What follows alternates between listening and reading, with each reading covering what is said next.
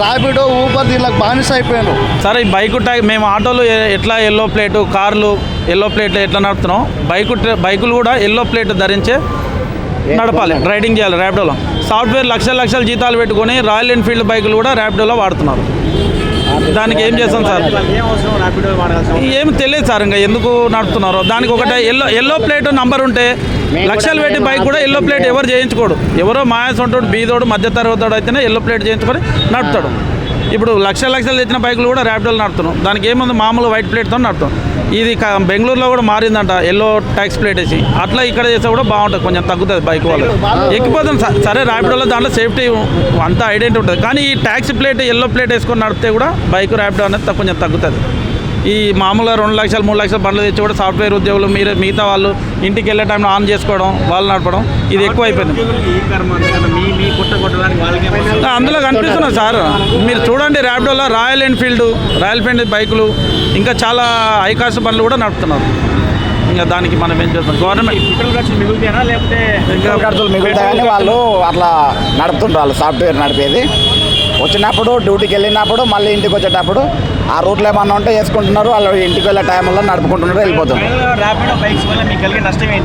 Sir Rapido బైకులు నడిపినా సరే కానీ ఈ ఎల్లో ట్యాక్స్ ప్లేట్ చేయించుకొని నడితే మాకు ఎలాంటి ప్రాబ్లం లేదు.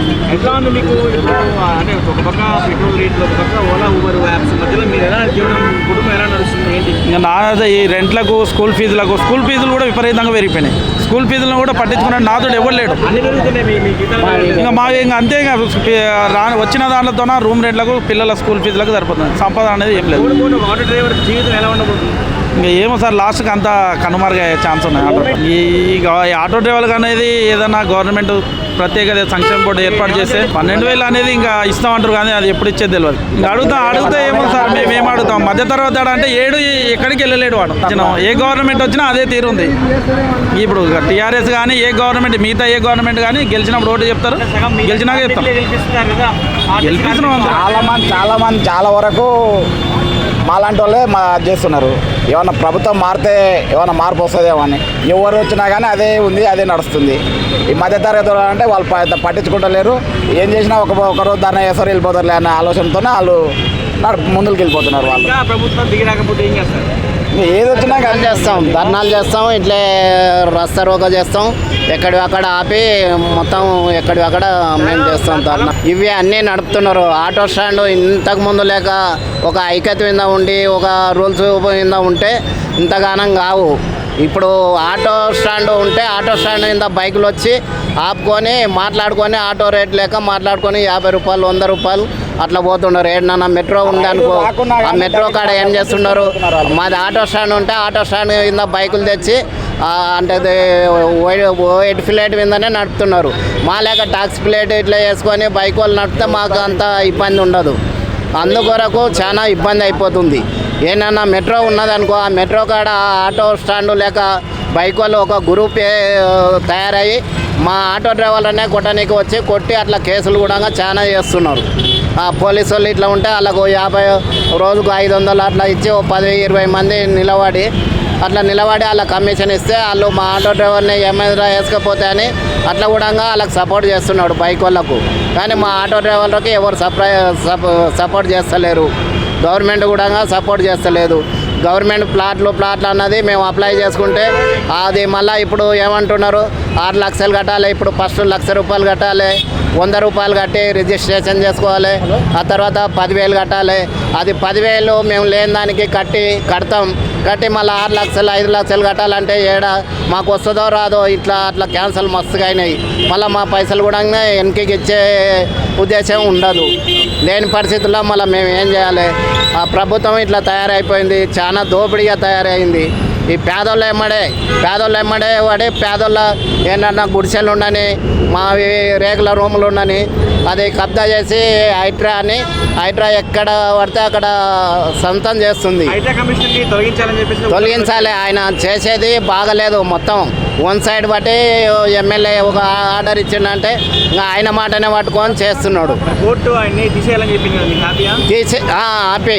ఆపి తీసేయాలి. అసొంటి వాళ్ళు ఉంటే మా పేదోళ్ళది పేదలకు చాలా ఇబ్బంది చేస్తున్నాడు. సార్ మా దానిలో అంటే ఒకరికొకరికి యూనిట్ అంతా ఉంది సార్. మేము ఇక్కడ కాకపోతే ఏంటంటే ఇప్పుడు అందరూ ఇప్పుడు ర్యాపిడో ఇప్పుడు ఏమైంది ఇంత ముందుకు రోజుల్లో ర్యాపిడో ఊబర్ లేనప్పుడు వల్ల లేనప్పుడు ఎవరి పనులు వాళ్ళు నడిపేవాళ్ళు సార్. అప్పుడు అయితే ఏమైందంటే ఇప్పుడు మా దానిలో మాకు ఐక్యత లేకుండా ర్యాపిడో ఊబర్ దీనికి బానిస అయిపోయాను. కొంచెం పార్ట్ టైం జాబులు ఉడక చేసుకుంటూ ఉడక ఇప్పుడు ఒక 12,000 నెలకు వేరే జాబ్ చూసుకున్నోడికి వచ్చి వాళ్ళకి ఎంతనన్నా సరిపోతుంది. ఒక 400 వచ్చినా సరే, ఒక 300 వచ్చినా సరే అని చెప్పి పార్ట్ టైం జాబులు చేసే వాళ్ళు ఉడక వచ్చి మా పొట్ట కొడుతున్నారు.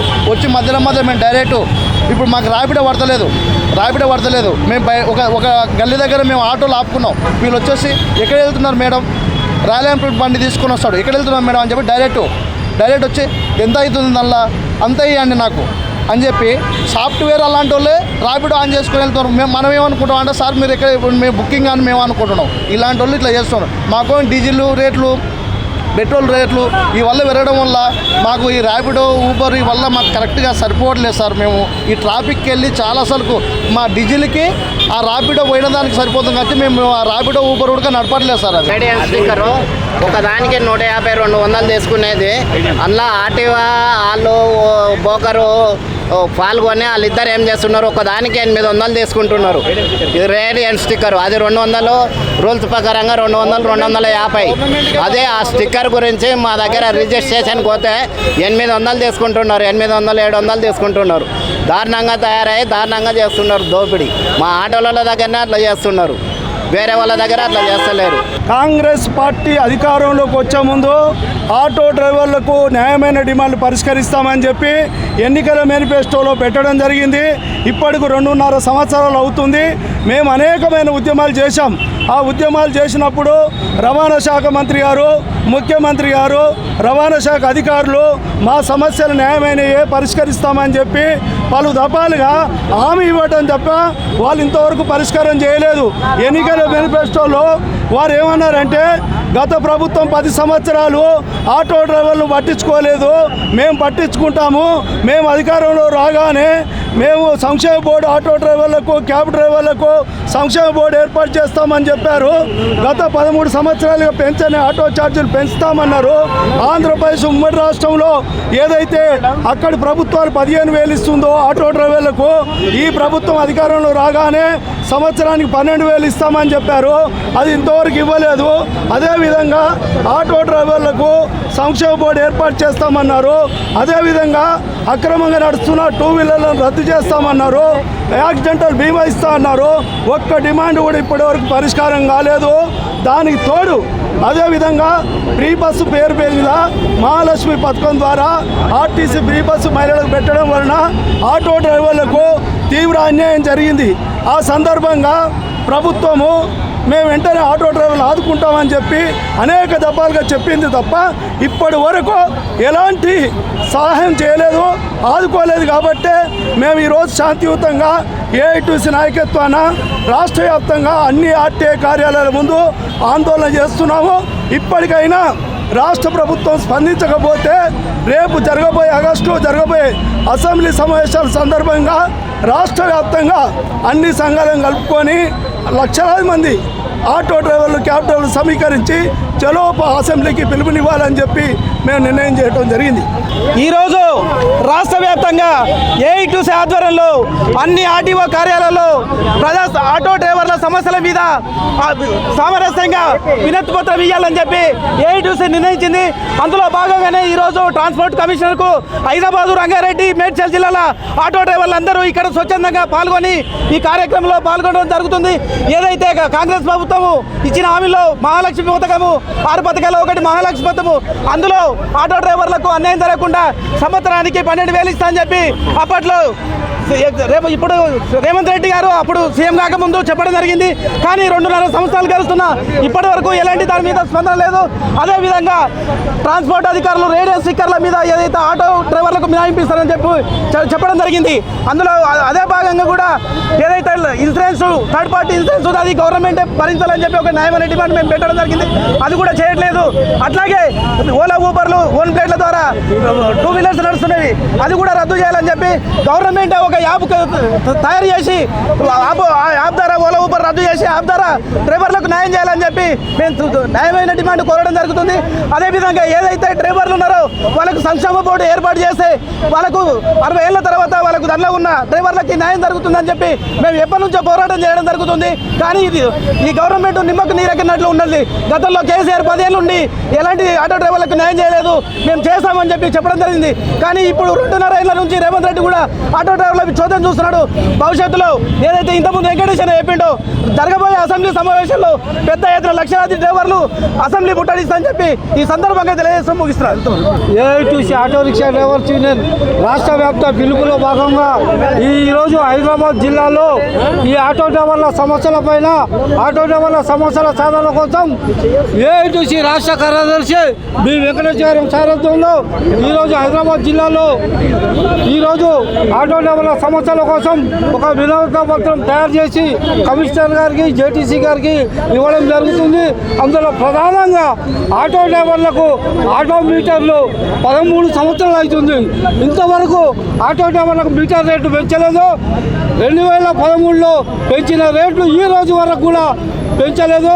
నిత్యావసర వస్తువుల రేట్లు, గ్యాస్ రేట్లు, అనేక రేట్లు పెరుగుతున్నాయి కానీ ఆటో డ్రైవర్లకు మీటర్ రేట్లు పెరగడం లేదు. అదేవిధంగా 2 wheeler, Ola, Uber, Rapido white ప్లేట్ల ద్వారా నడుస్తున్నాయి. ఆ వైట్ ప్లేట్ ద్వారా నడిచే 2 వీలర్లను రద్దు చేయాలని, అదేవిధంగా ఆటో కార్మికులకు వెల్ఫేర్ బోర్డు వెంటనే ప్రకటించాలని, అదేవిధంగా రేవంత్ రెడ్డి గవర్నమెంట్ సర్కార్ సంవత్సరానికి 12,000 రూపాయలు ఆటో డ్రైవర్లకు ఇస్తామన్నారు. అది వెంటనే ప్రకటించాలని తదితర డిమాండ్ల కోసం ఈరోజు RTO office, Khairatabad commissioner office ముందు ఏఐటీసీ ఆధ్వర్యంలో ధర్నా చేయడం జరుగుతుంది. ఈ ధర్నాకు విచ్చేసిన వేలాది మంది ఆటో డ్రైవర్లకు హైదరాబాద్ జిల్లా తరఫున విప్లవాభివందనలు తెలియజేస్తున్నాం.